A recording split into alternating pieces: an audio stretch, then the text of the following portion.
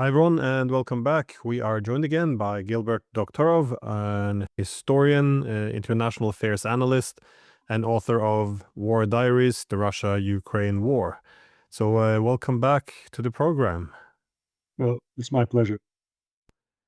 So we now see that we're watching the SCO meeting in China, that is the Shanghai Cooperation Organization.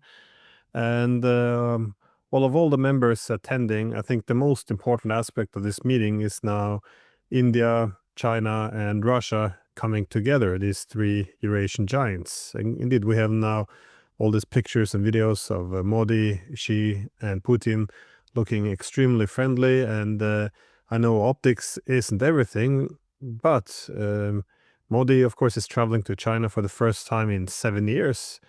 And we have pictures of Modi hugging Putin, reassuring each other that this is an enduring partnership between India and Russia. They're not going to walk it back. If anything, it's underutilized. They have to build on it further.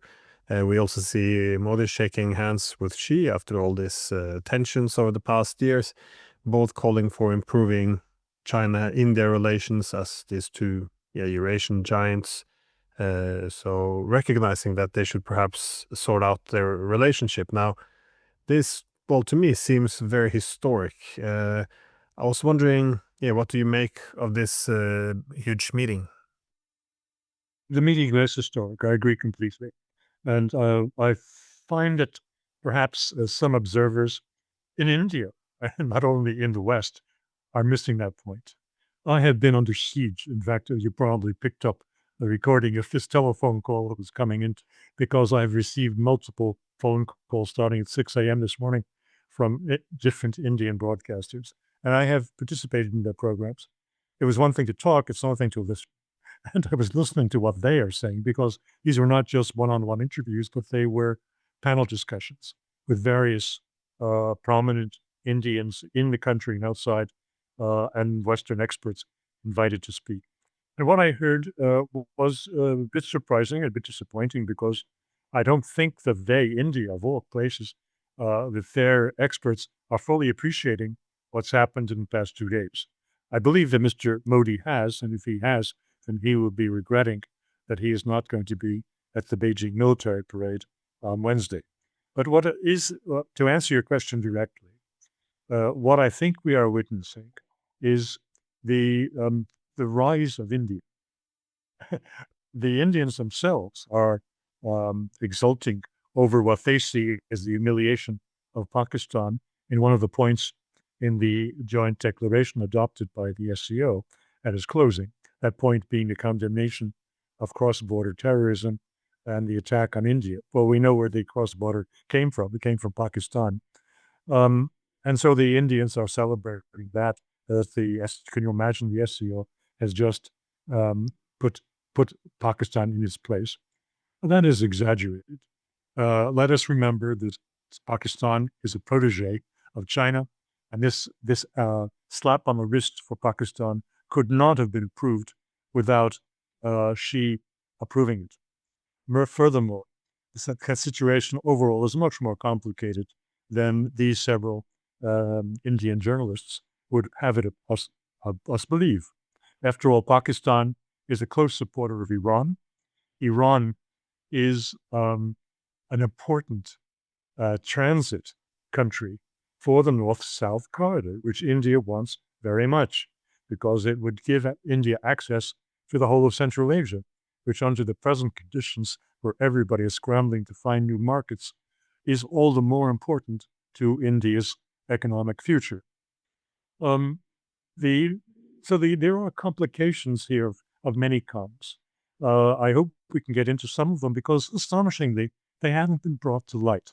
And one of them, which I'll just mention here to seed our discussion, is the presence of the Prime Minister of my goodness.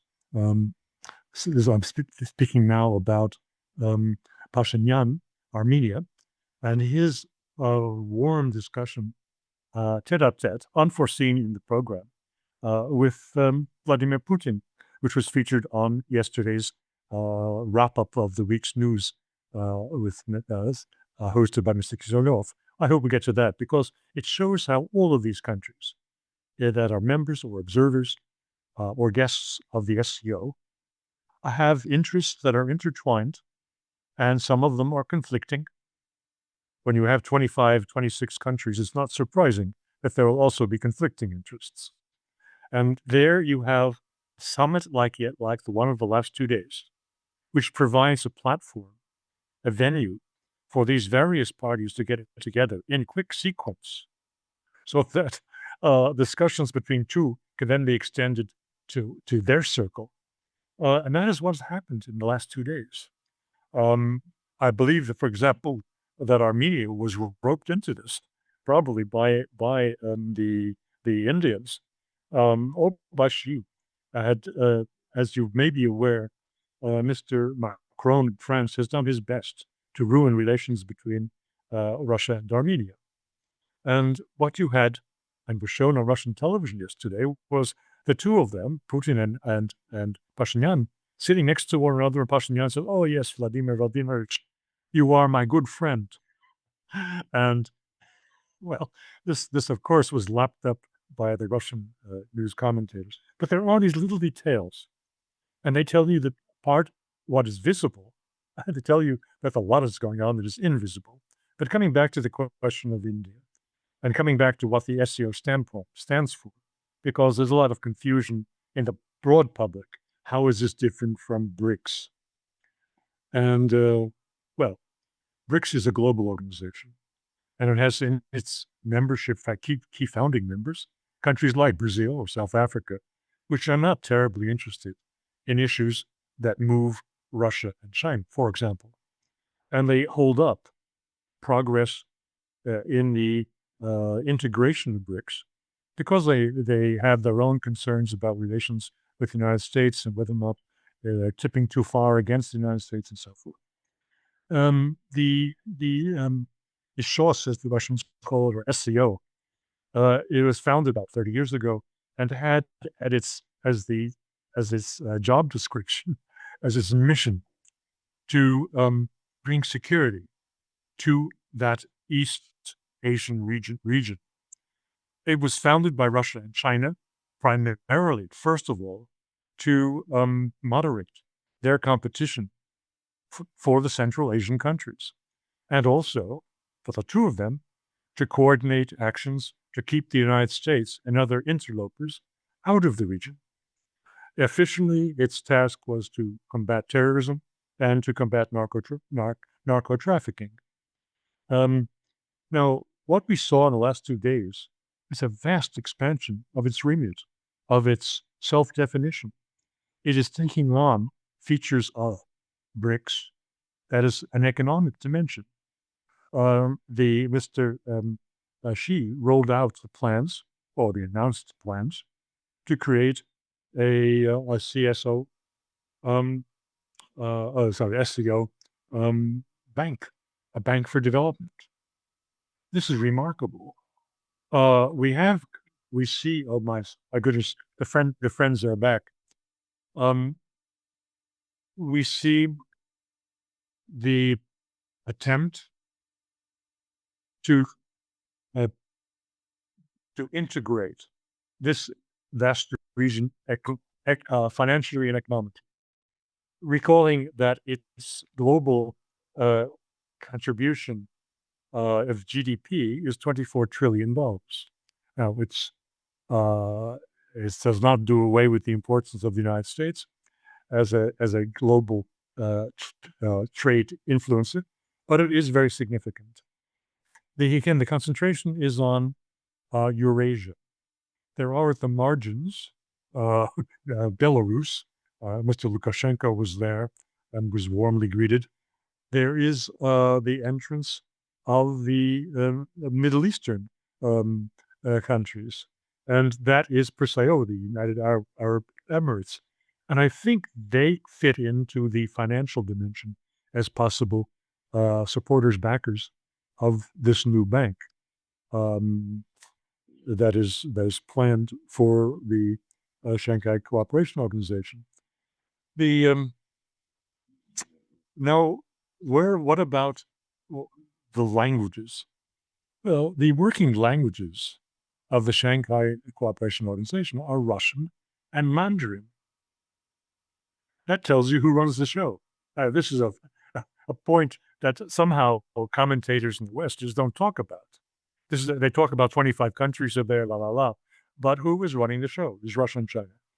I think for India, but judging by the body language between Xi, Putin, and Modi in the final hours when they're all together, and they were conferring together, we see the prospect or the invitation for India to rise as one of the governing countries of the SCO. And that is, if that is fulfilled, is dramatic change. At the same time, coming into this, I think Mr. Modi missed opportunities. I think his stopping in Japan was a mistake. Obviously, it was a message. He was giving a message to the Chinese that don't think that we're going to fall to bed with you tomorrow, that we have our own options. And his decision not to participate or not to witness the military parade in Beijing, I think that was a bad decision. After all, the parade is celebrating the end of the war in the Pacific. India was not a country in 1945, but there were a lot of Indian soldiers who fought the Japanese in the Pacific as soldiers in the British Empire. The Indians in both fronts, both in Europe and in Asia, lost 1.5 million soldiers in World War II. And I think it was a mistake for Modi not to honor the memory of those compatriots who died putting an end to World War II in the Pacific. But by the same token, I think it is very sad that Donald Trump will not be there because, of course, the Americans had a decisive role also in liberation of island after island of occupied territory from the Japanese, and he's not going to be there. The United States will not be represented at the proper level at this landmark event. The Chinese, since nobody talks about it much, they have very few military parades. They are not like the Russians every year. And this is a big deal. And so for Modi not to be there, for Trump not to be there, I think is a big mistake. You mentioned the SCO developing, and yeah, because originally it was intended as focusing on security, that is terrorism and such, but we're managing Russia and China so they wouldn't have the security competition and the power competition in Central Asia. But once they began to take on economic competencies, that would mean to hand over some of the leading role from Russia to China. So when they brought in all these other large powers, be it India, or lesser extent Pakistan, but Iran, then I think the Russians became more comfortable because the Chinese would still be the leading one, but they wouldn't be in a dominating position with all these other giants. But that being said, it seems often that when I read the Western commentary on the SCO, it's often focused on, well, look at all these competing interests they have; they're not aligned. But again, this is a very different form of organizing security, though. It's not the alliance system where you have group of countries working together for security against an external non-member of the bloc. Instead, you're having security arrangement where you seek security with other members of the grouping. I mean, China, India, Pakistan. There are tensions behind this country, but the whole point is that if they're able to solve the political differences, then they can have some mutual economic benefits. It just seems that often in the West, we tend to assess everything based on if the interests are completely aligned. But often this means, the way we often achieve it in the West is by framing everything in the language of ideology, which often results in countries not being able to pursue their national interests, as we see in Europe. But if you have all these countries with competing national interests all pursuing their national interest, which at times is in competition, the goal surely isn't some utopia where everyone agrees on everything, is it? No, it isn't and can't be. these countries have their diverse interests, and some of them, leaders, of course, understand this as sovereignty and are unwilling to compromise on it, as India has shown by its refusal to follow the diktat of Donald Trump, respecting their trade in Russian petroleum. And this subject has been much in discussion among the commentators on the Indian broadcasters, and these are NewsX World. They are two different companies. CNN 18, and they are talking about what Trump has done only in the terms of what is obvious and evident, that they're being treated in a discriminatory manner, that China buys more oil than Russia does and is not being penalized, that this is double standards and so on. They are not looking at what was in the last paragraph of the Financial Times' discussion of the impact of the tariffs on U.S.-Indian relations a couple of days ago. They were talking about the impact on in Indian the Indian economy. In point of fact, the impact is on manufactured goods and precisely on textiles. And textiles for export, mostly to the States, has 2% of the Indian workforce, as I understand. That's not a great number, but considering the size of India, still it has to be said. Now, this is quite distracting. I regret it, but you see the insistence of the Indian broadcasters. And I am now losing my train of thought, Dawn. So let's go back to your question, if we may. Back to well, it's to what extent the SCO arrangements and the cooperation between India and China and Russia should be assessed based on the extent to which competing interests are eliminated, or simply how the differences are addressed. Because it has a very different system than this assumption we have in the West, that everything has to fit in this alliance system. But as we know from political realists, I guess, permanent peacetime alliances is not very attractive always, because it locks in countries and prevents them from pursuing national interest. John Hertz even wrote in 1950 that these alliance systems, peacetime alliances, it removes the right to make war and replace it to responsibility to make war. So this is why the Chinese don't want alliance systems. Essentially, they want to be in a more loose organization where they don't have to push national interests aside in order to align policies. Well, now I understand why I was jumping to the following issue of where Mr. Trump stands on this. And this was something which I expressed with several of these broadcasters to their enormous surprise. I hope it gives them reason to reflect. They were all focusing on the superficial side of what Trump has done, just as the Financial Times, in its article on the Indian relations with the United States, focused on the economic side of the tariffs, what this means to their trade. After all, it is only on manufacturers, particularly his textiles. It doesn't affect the very big and important $80 billion trade in IT, where India is a major supplier of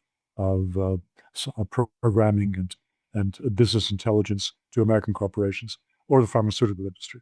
So it affects a lot of people. It has a political impact because these are textile workers, after all, and they are going to lose their jobs.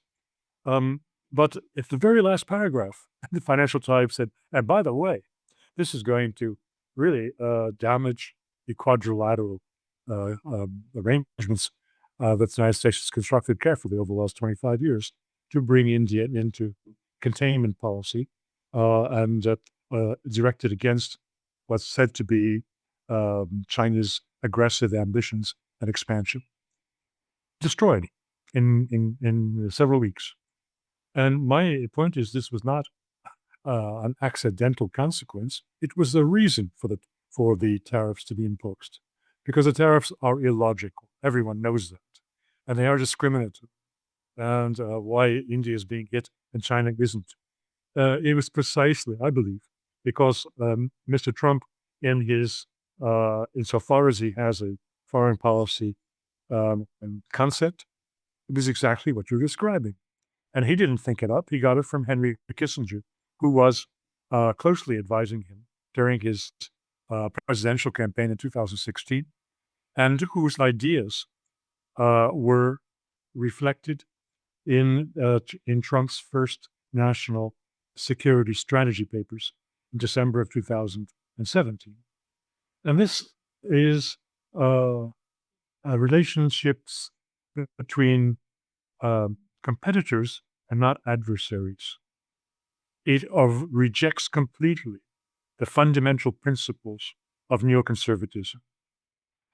And people who think that Trump doesn't have an idea in his head had better reread Kissinger, 1994 Diplomacy, and reread the 2017 American National Security Strategy Papers. It's one and the same idea. The idea that Kissinger was promoting in 94 and had to move away from when he did his world order in 2014 was a world of pre-World War I nature, of several major powers who were competitors, but no bloc. But well, I say you go earlier, still earlier, because by the 1890s there were blocs, of course. But earlier than that, and certainly going back to the period that Kissinger loved most, 1815, the concert of powers, the balance of powers notions that predominated at least until 1870. That is the vision that Kissinger had in 1994, when people like him were making roadmaps for the post-Cold War period, and that was his vision. And I believe it's a vision that he passed along to Donald Trump, who is trying his best, within the limited possibilities he has, to break up the blocs. Well, this 94 book on world order, though, he always made the point there that the world order, if it's going to be stable and sustainable, it needs to balance just both the power and legitimacy. And I guess this was always the problem of unipolarity. It's not durable in terms of the distribution of power, and it's not going to have the legitimacy of one center ruling. And also, in order to have this, he also recognized you need the balance of having this what the Chinese called civilizational diversity, and also agreeing on some key principles. But so how do you some ways we will always be different, the nationalist idea, and then some principles we need to have the same. I think under the liberal hegemony we tilted too much to the idea that everything has to be shared principles, and we forgot about the cultural distinctiveness, which kind of lays the foundation for sovereignty, though. And from my perspective, it also builds in a bit to Trump's perhaps domestic ideas, because he sees that this liberal hegemony is eating up some of the values in terms of America's own civilizational distinctiveness, and turning into this what he would consider liberal blob, I guess. But do you think he's still working according to the I guess Kissinger's manual? I know they did speak ahead of his, after he won the election, and but how much do you think is influenced by these ideas? Well, you can ask, did Kissinger follow his own recommendations in 94? Of course not. There is a big change in Kissinger between what he wrote in Diplomacy and what he wrote in World Order. And that was that he got beaten up over his vision of 94 by the neocons for being an unforgiving realist who was discarding values. And of course, Americans make a great deal out of values to drive foreign policy. So in the end, in 2014, after saying that the foreign policy would be interest-based, he threw a bouquet to his opponents and said, yes, and of course there also should be democracy values uniting some parts of the world community. But that is not such a big concession when you consider going back to his dissertation work on 1815. Um, it all ended. Yes, there was the realist approach, but it was all um, framed by monarchical principles. And so which were the values of the time. And so these ideas which are in competition were, did not completely rule out the other side of the story. The question is, where is the basic thrust? The basic thrust of Kissinger's thinking was realism and eschewing all ideology. And I believe that Donald Trump remains in that camp. And people who say, oh, he surrounded himself with Rubio, and well, if you're going to look for people who share that view, you wouldn't have anybody around him. There are very few realists in high position or with recent government experience whom he could have as counselors and implementers. So he engages, as I've said, in double talk, and he does within the limits that one man can do when he is in a power situation surrounded by many other forces. After all, there are limitations on the president's power, however much New York Times would like to say he's overriding it all.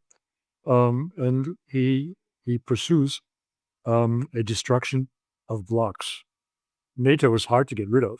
To really get rid of it, he needs 2/3 of the Senate backing him, which is not available.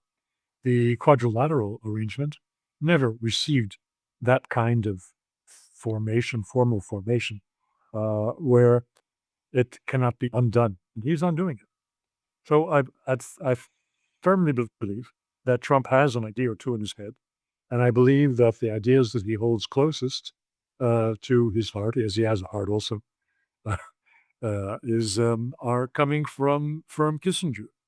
Um, I remember that Kissinger was very, very pleased to have the ear of Donald Trump because for the first time in 30 years, he was not admitted by Obama to the Oval Office, who simply despised Kissinger and didn't want to hear his advice. Whereas Trump was very glad to take his advice.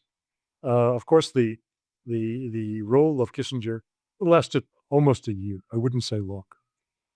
That's understandable. There were many other competitors for Donald Trump's ear, but I don't believe that he has forgotten those lessons from Kissinger, and that I believe that he's trying to implement them within his powers. But on the topic of Kissinger, though, one of the great achievements in the geopolitics was in 1970s, splitting the Soviets from the Chinese, the general Mackinder idea that you shouldn't allow two Eurasian giants to get too close. Same with Germany and Russia. But the key criticism of Trump was always of Biden that the hostility towards Russia meant that the Russians were pushed into the arms of the Chinese. But these recent pressures from Trump against India or his administration in terms of the tariffs and also the threats of and pressuring of India not to trade with Russia, it appears to now be pushing India also towards the arms of China. Again, despite I accept the premise, this idea that Trump is very hostile to all these alliance systems as a way of locking in America and preventing the reforms it needs. However, from every aspect, though, this seems to have been a colossal mistake because America needs India if they want to have some balance against the Chinese, or just some good relations in the East. This just seems like a disaster, though, isn't it? I think it's a temporary situation. I think this was a body blow intended to end India's involvement in the containment policy against China. and the formation of a new military bloc in Asia. The situation between Russia and China and India and China cannot be compared. India and China do not have the common economic interests that Russia and China have. As the Indians say openly, what do we have to sell to the Chinese? Nothing. All we can do is buy from the Chinese. So that is not a prospect to be compared with the Russian situation. This was mentioned yesterday on Russian state television as they were discussing these various relationships. Russia is probably the only major country that has a profit, not a deficit, in its trade relations with China. And it is not just that they are supplying hydrocarbons and also more recently, a lot of agricultural commodities. They also are about to supply the jet engines for China's newest middle range passenger airliner, which is left engineless because of sanctions by the United States. Yes, as they said yesterday, you can count the world's producers of advanced jet engines for passenger airliners on one hand, and Russia is one of them. And this is now being finalized. So the Russians are not just selling commodities, they're also selling some high tech and some pharmaceuticals. Russian pharmaceuticals are now entering the Chinese market. Nothing like this, not of this scale, can be anticipated for India with respect to China. What is in prospect is not a full, unlimited friendship or partnership, but an end to enmity, an end to these border skirmishes, and cooperation on a common development of economic and security interests in Eurasia. Well, that in itself seems quite important, though, because whenever you have two great powers, of course, if you choose to put India in that category, or at least an aspiring great power, uh, once they have some tensions between them, these tensions or conflicts can be exploited by external parties who wants to, well, get some concessions from one, or balance, contain the other. Uh, but I guess, yeah, as a last question, going back to the beginning, how much do you think this is, if not a change in the world order or development, or shift away from the unipolar system? How significant how should we interpret the direction we're going now? Because I see the lack of trade compatibility between India and China. I don't expect any alliance systems come out of this, but the ability to uh, deal with the competing or political conflicts, it's quite significant in order to, I guess, organize an alternative international economic architecture, given that there's less trust in both the ability of the United States to hold this role. I mean, even the U.S. now seems to be recognizing that the dollar, it can't be the only reserve currency. It will surely have a very leading role, but alternatives have to come in place to actually reflect the distribution of power as it is. So there is an acceleration in the movement towards a multipolar world. And what we saw in these last 2 days are a significant landmark in that trail. So it is, we should not exaggerate, as you're saying, we should not exaggerate the prospects for a rapprochement or warming between China and India. But what comes out of this, as I was just hinting a moment ago, is the raising the flag of sovereignty. India did that by its refusal to take phone calls from Donald Trump and demonstration in every which way that it's not going to submit to the American uh, efforts to break its reliance on Russian hydrocarbons. In fact, intending to increase by these 10% its import of Russian hydrocarbons in the coming month. This is a declaration of sovereignty. The Russians were talking sovereignty a year ago, and I was saying that this is the word of the year.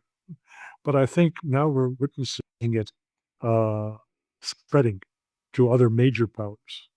Um, Sovereignty dictates against formation of participation in a military alliance or bloc. The Chinese were the first to realize that and to practice it. Going back and just to take one comment on your remark with respect to Kissinger and the cleavage that America drove between Russia and China for its own benefit. I think you're being unkind to Richard Nixon. I'm going to. Being unkind to Richard Nixon. Oh yeah. I believe that was his idea, and that Kissinger was the implementer. Of course, Kissinger would not bring that fact out in his memoirs. One could blame him, but Nixon was no fool. And from the perspective of today, the Nixon that was the nasty man who was unpleasant with the press, well, he looks like a gentleman, a dignified man. By accident on YouTube, I saw a year ago the Kennedy-Nixon debates. Remarkable. These people were civilized. It's been a descent from civilization ever since. So Nixon looks a lot better in that optic, and he was smart enough to see that opportunity and to have a very good implementer in the person of Henry Kissinger. Yeah, the decline in decency. It's quite remarkable if you go back a few decades and look at those presidential debates. Hopefully, we reach the bottom of the barrel. There will be some improvements coming. But no, it is interesting because when I saw Peter Navarro making these comments, that is an advisor to Trump, that in India is the largest democracy. How can you cozy up with the Chinese? You should be loyal to us. In other words, bend to our pressure. It's I think it kind of exposes how much of the world actually sees it. Whenever someone refers to liberal democracy, it's often translated almost always into sovereign inequality, which means in the name of liberal democracy, you should not pursue your national interest. But India keeps saying, well, our national interest has to come first, and that means taking into consideration the neighborhood they live in also, of course, and not cutting themselves off from very vital partnerships.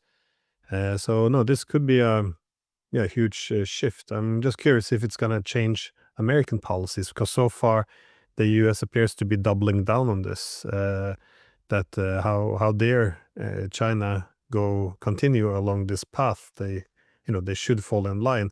Maybe the problem is we haven't put enough tariffs on them. This is kind of the logic. What else can be done, as opposed to reflecting a bit on what the actual Indian position is, that they see this being an issue of sovereignty. And it pains me to say this as a European, but if you look towards the ones who are bending too much to fall in line and compromising on their national interest, it's the Europeans. And whenever the Europeans bow and to daddy and to do as they're told, every time you ignore your national interest, you're going to come out in a weaker position. And so it doesn't seem like a model that Indians would like to emulate. But I guess, sorry, that was just my last question. Do you see any changes coming from the US position now, given the pictures coming out of China, of Modi, Xi, and Putin essentially being defiant and not responding in terms of allowing divisions, but instead further decoupling and diversifying their ties? I think we have to give this a bit of time.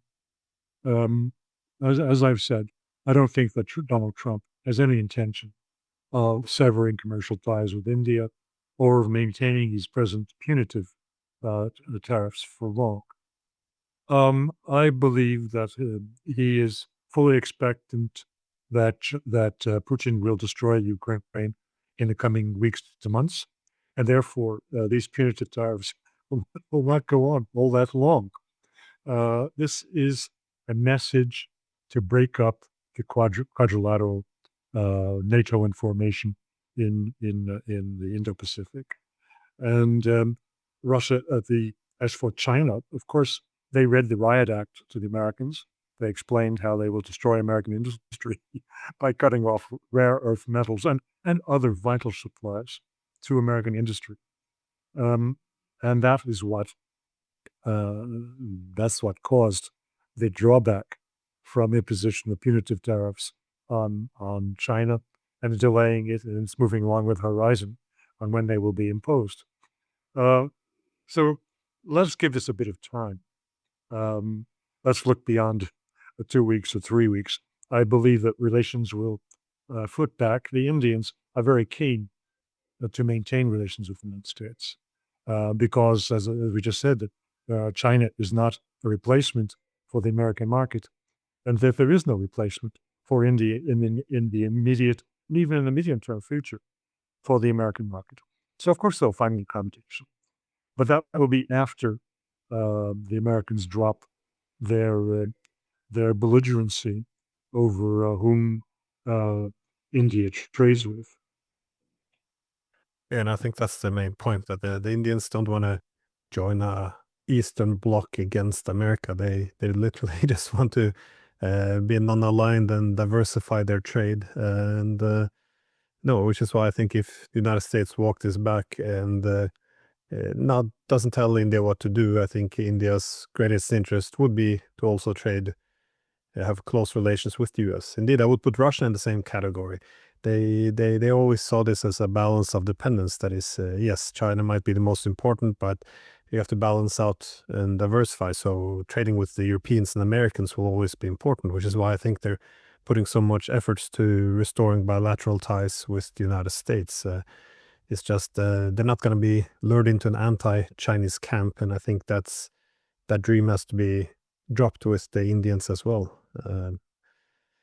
But yes, thank you so much. This is fascinating, fascinating times, and indeed weakening, if not the sabotage of this alliance systems altogether, is quite revolutionary in terms of changing the international system. So thanks again. Yeah, my pleasure.